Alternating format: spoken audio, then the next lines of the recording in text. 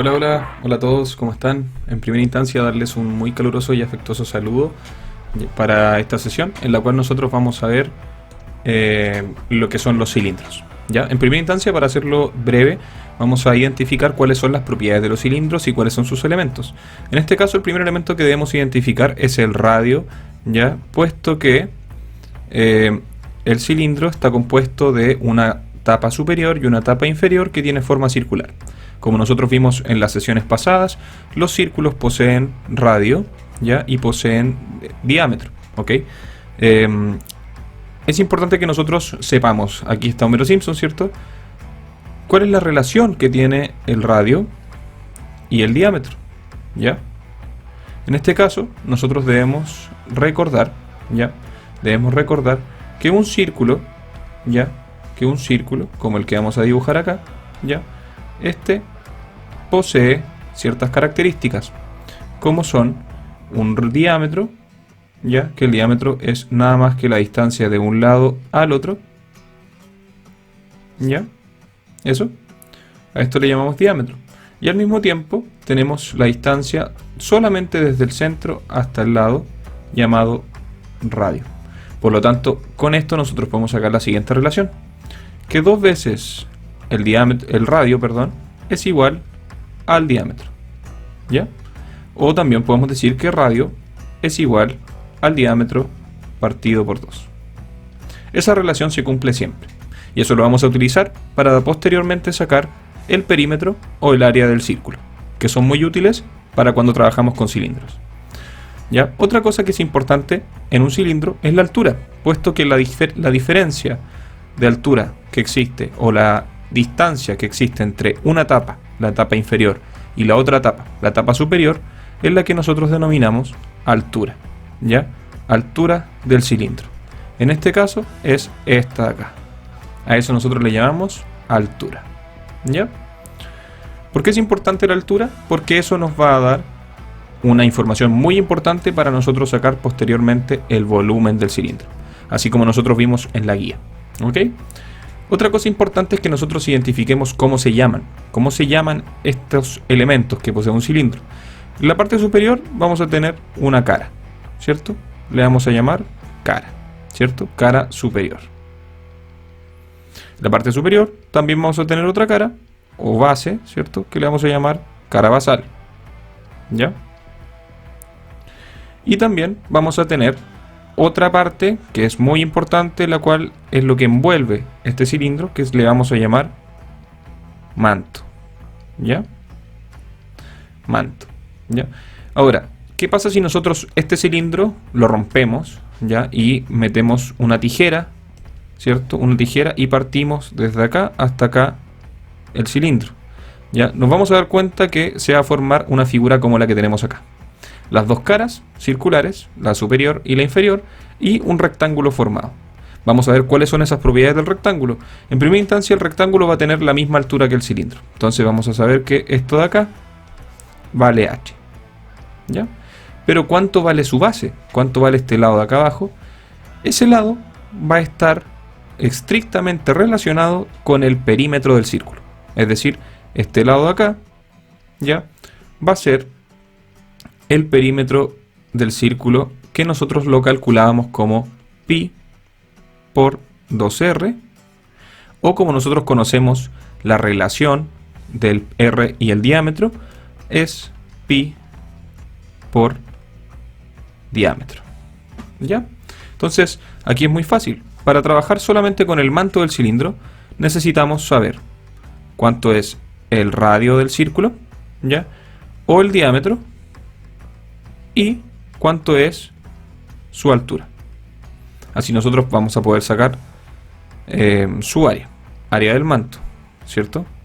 Área del manto va a ser igual a la altura, ¿cierto? Por el lado de abajo, que nosotros sabemos que es esto de acá que acabamos de resolver, que vendría siendo pi por 2r, ¿ya? ¿Qué otra cosa vamos a identificar? ¿Cuáles son el área o el perímetro de los círculos superior e inferior? Esas de allí son el perímetro lo dijimos muy bien recién, ¿cierto? Pi por 2R. O, si lo queremos expresar con diámetro, pi por d. Ahora al mismo tiempo, su área es un área de un sector circular, recordando la guía 1 y 2, que eso vendría siendo pi por r cuadrado, ¿cierto? O también, si lo queremos expresar como diámetro, sería pi por d partido en 2, que es lo mismo con radio, ¿cierto? Al cuadrado. Desarrollando esa expresión sería pi por d al cuadrado partido en 4. Teniendo esos datos, ya podemos identificar todo lo que compone un cilindro y cómo podríamos llegar a trabajarlo. Ahora vamos a ver la siguiente parte del video, que corresponde a un modelaje de cómo se resuelve un problema con cilindros. Gracias.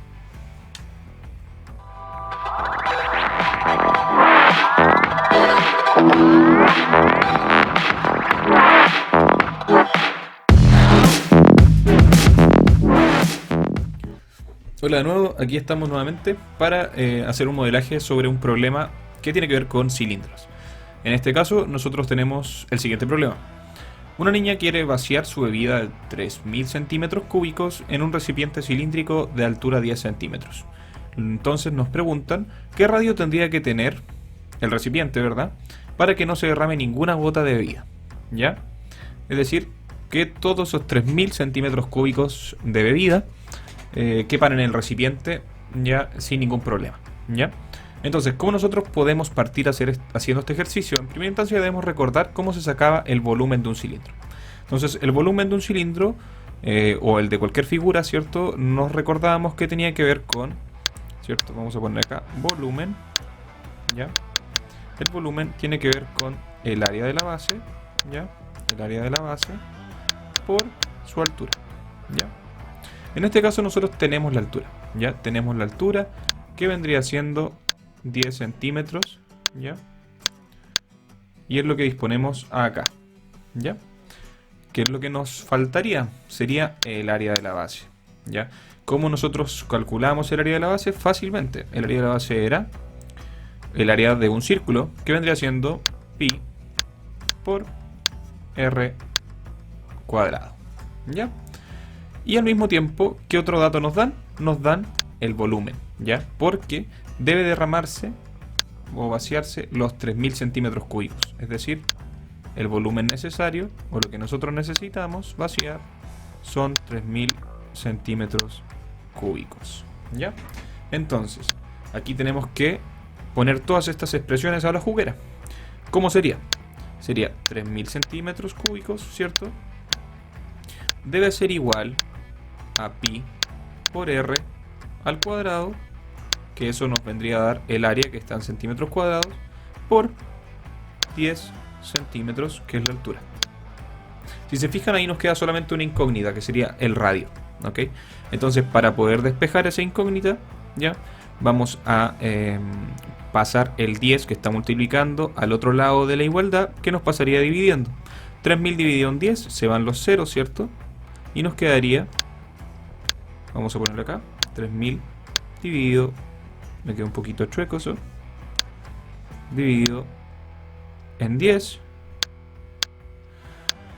se van los ceros, nos quedaría 300, sería 300 igual a pi por r cuadrado. Ahora, ¿qué más tenemos que hacer?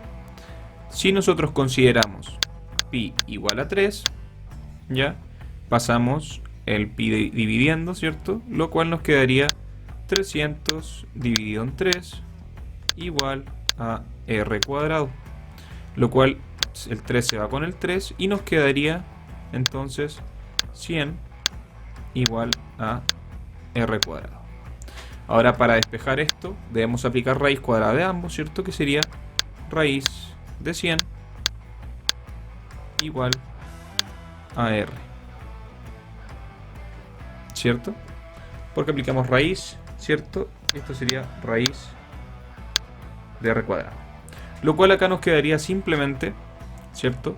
Debemos encontrar con la raíz, debemos encontrar un número que multiplicado por sí mismo me dé 100, y en este caso es 10, ¿ya? Lo cual nos da que el radio, ¿ya?, de este cilindro debe ser equivalente a 10 centímetros. ¿Ya? Muy importante que nosotros cada vez que desarrollemos y resolvamos un problema, ya pongamos la respuesta a este problema. ¿Ya? La respuesta a este problema. Entonces en este caso aquí vamos a poner respuesta, ¿ya? Una R, y que va a decir lo siguiente. El radio debe ser como mínimo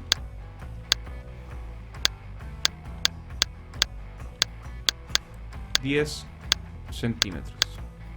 Ustedes se preguntarán, ¿por qué el profesor puso como mínimo? Porque en el problema, si nosotros leemos bien, nos dice para que no se derrame ninguna gota. ¿Ya? Es decir, para que quepa justo esos 3000 centímetros cúbicos en el recipiente. Pero nadie nos dice que el recipiente puede ser mucho más grande de lo que se necesita. Entonces, como mínimo debiera ser de 10 centímetros, puesto que si fuera de 20, de 30 o de 100 centímetros, sería un enorme recipiente que recibiría todo ese volumen de bebida y no se derramaría de igual forma ninguna gota. Y eso es lo que nos están pidiendo. Entonces la respuesta debe ser concisa y decir, como mínimo, el radio debe ser de 10 centímetros para que no se derrame ninguna gota. Ese es el modelaje de hoy, ¿ya? Y este es uno de los ejercicios un poquito más complejos que pudieran presentarse. Por lo tanto, es bueno que nosotros lo tengamos claro y modelado de esta forma. Si tienen alguna duda o algún comentario, pueden hacerlo a través de la plataforma de Google Classroom mientras estemos desarrollando la sesión. Que les vaya súper bien en el control y tengan mucho ojo con las preguntas que les están haciendo. Nos vemos.